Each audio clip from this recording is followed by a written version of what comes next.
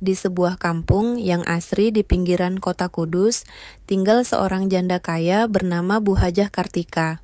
Usianya 52 tahun, tapi penampilannya masih segar dan montok. Wajahnya bersih, tubuhnya terawat, dan yang paling dikenal orang-orang adalah apem tembatannya yang melegenda. Apem itu bukan sembarang apem. Rasanya lembut, legit, dan wanginya menggoda. Setiap pagi banyak orang kampung rela antre untuk sekadar mencicipi apem Bu Hajah. Tapi bukan hanya rasa apem yang membuat orang ketagihan. Banyak lelaki dewasa diam-diam datang, bukan cuma untuk jajan, tapi untuk memandang senyum Bu Hajah yang manis dan menggoda. Suatu hari, rumah Bu Hajah direnovasi besar-besaran. Ia memanggil sekelompok tukang bangunan dari luar kampung. Di antaranya ada seorang lelaki muda bernama Reno. Usia 29 tahun, asal Purwodadi. Tubuhnya kekar, wajahnya maskulin, dan tutur katanya sopan. Saat pertama kali mengantar semen ke dapur belakang, Reno tak sengaja melihat Bu Hajah sedang membalik apem di atas loyang besar. Wangi apem itu menyeruak, berpadu dengan aroma minyak wangi yang dipakai Bu Hajah. Senyuman manis wanita paruh baya itu membuat Reno kaku. "Wah, harum banget Bu," kata Reno sambil mengusap peluh. "Kamu suka apem?" tanya Bu Hajah menggoda. "Sini coba dulu, masih hangat." Reno menerima sepotong apem dan menggigitnya. Lembut, legit, tapi lebih dari itu, ia merasakan sensasi aneh di dalam dadanya.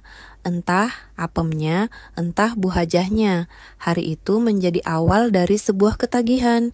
Setiap hari, Reno selalu menyempatkan diri mengantar material ke dapur. Padahal, tugas itu bisa dikerjakan rekan-rekannya. Tapi ia punya alasan sendiri, ingin bertemu Bu Hajah. Bu Hajah yang janda sejak 5 tahun lalu, itu tampaknya sadar dengan perhatian si tukang muda. Ia mulai mengenakan daster ketat, membiarkan sebagian dadanya mengintip manja, dan menyapa Reno dengan senyum manis setiap kali datang. "Kamu kelihatan capek, mau apem yang lembut dan hangat?" katanya suatu siang. Reno tertawa kecil, tapi sorot matanya terpaku pada apem dan dada Bu Hajah yang berguncang saat ia tertawa. "Bu Hajah ini godaan dunia ya," gumam Reno dalam hati. Malamnya, Bu Hajah diam-diam menaruh satu kotak apem di atas jok motor Reno yang diparkir dengan kertas kecil bertuliskan, "Kalau suka, besok datang ke dapur pas jam istirahat. Jangan bilang siapa-siapa, ya." Reno merasa dadanya berdetak tak karuan. Ia tahu ini bukan sekadar apem, ada sesuatu yang lebih panas. Keesokan harinya, Reno datang ke dapur saat jam istirahat. Tak ada orang lain, hanya Bu Hajah dengan daster tipis warna ungu. Rambutnya digelung dan wangi tubuhnya menguar ke seluruh ruangan. "Sini duduk di pojok," katanya pelan. "Mau apem spesial?"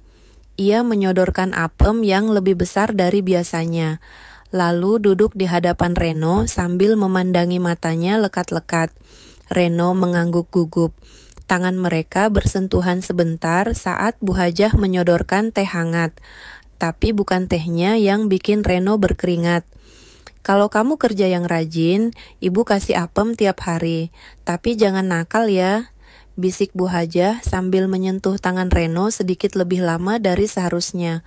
Hari-hari berikutnya menjadi penuh godaan. Setiap kali Reno ke dapur, Bu Hajah semakin berani menyentuh lengan Reno, menyuapi apem langsung ke mulutnya, bahkan sesekali menatap bibirnya dengan dalam. Reno pun mulai berhalusinasi. Setiap malam ia tak bisa tidur. Yang terbayang hanya Bu Hajah dan apem tembatannya. Suatu siang saat hujan turun deras, para tukang istirahat lebih lama dari biasanya. Reno mengendap ke dapur. Kali ini Bu Hajah sudah menunggu hanya mengenakan daster tipis tanpa bra. "Kamu belum makan apem ya?" Suaranya serak menggoda.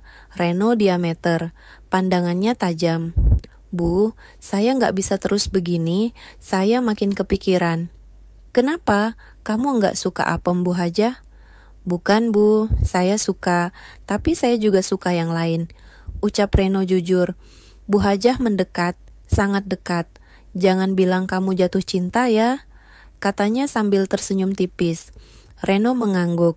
Saat itu hujan semakin deras, dan di dalam dapur hangat itu, sebuah rahasia meledak seperti uap yang lama ditahan. Sejak malam itu, Reno sering pulang larut, kadang menginap di gudang belakang. Orang-orang tak curiga, tapi rekan-rekannya mulai heran, kenapa Reno dapat jatah apem lebih banyak dari yang lain. Setiap malam, Bu Hajah memanggil Reno diam-diam, bukan hanya untuk memberi apem, tapi juga pelukan hangat dan sentuhan yang tak bisa didapat tukang bangunan dari wanita lain. Namun cinta itu rumit. Tetangga mulai curiga. Beberapa pemuda kampung yang diam-diam suka pada Bu Hajah mulai gerah. Sampai suatu hari, suami baru tetangga depan rumah memergoki Reno keluar dari rumah Bu Hajah tengah malam. Apa yang terjadi selanjutnya? Apakah ketagihan Reno akan apem itu akan berakhir manis atau pahit?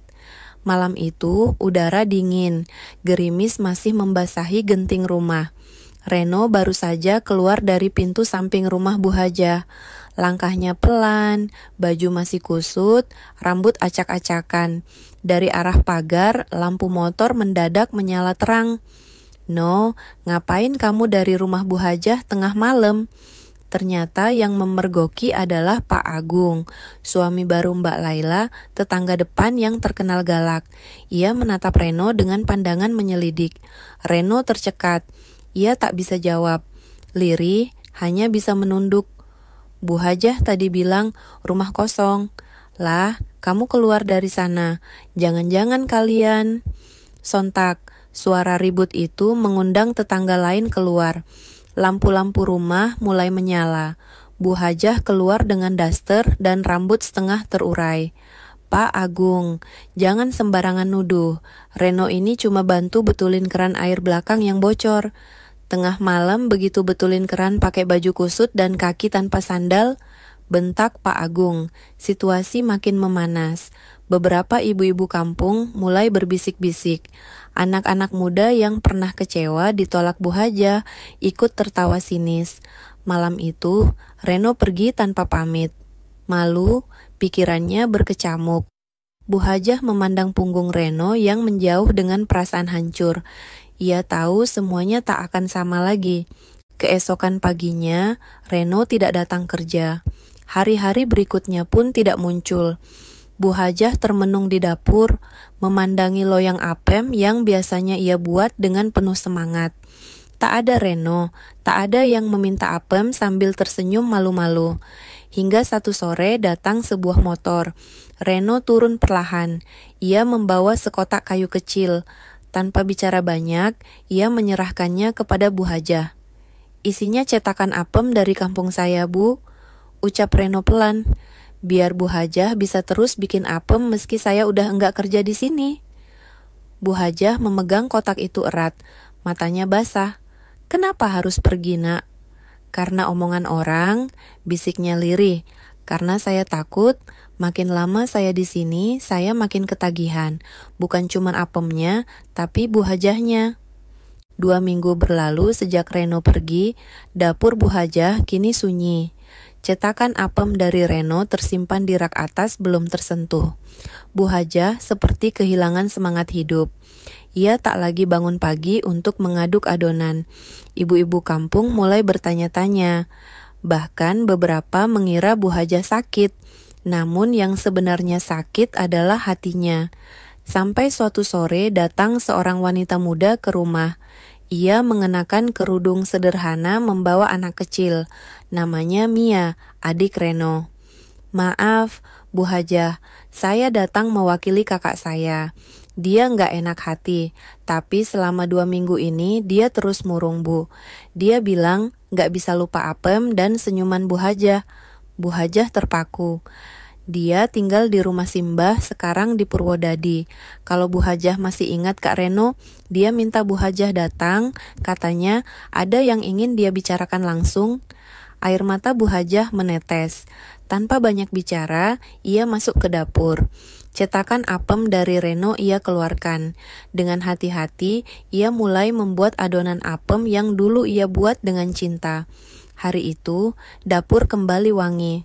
Apem lembut dan legit yang pernah membuat Reno ketagihan. Kini akan jadi bekal perjalanan. 2 hari kemudian di Purwodadi, Reno tengah duduk di teras rumah simbahnya. Rambutnya sedikit gondrong, wajahnya kurus. Ia tampak terkejut ketika melihat motor matik berhenti di depan rumah.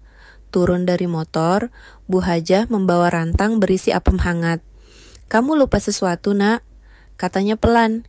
Reno berdiri gugup, matanya berkaca-kaca. "Apa, Bu? Apem ini dan janji kamu. Katanya mau kerja sampai rumah selesai, tapi kamu pergi cuma karena omongan orang." Reno mendekat. Ia menatap mata Bu Hajah yang kini mulai berkaca-kaca juga. "Saya bukan cuma ketagihan apem, Bu. Saya jatuh cinta." Bu Hajah tersenyum pelan. Lalu ia membelai pipi Reno dan berkata, "Kalau begitu temani Bu Hajah sampai tua. Jangan cuma karena apem ya, tapi karena hati." Hari itu Reno mencium tangan Bu Hajah. Bukan lagi sekadar tukang dan janda kaya, tapi 2 hati yang pernah saling mengisi, kini memilih saling melengkapi.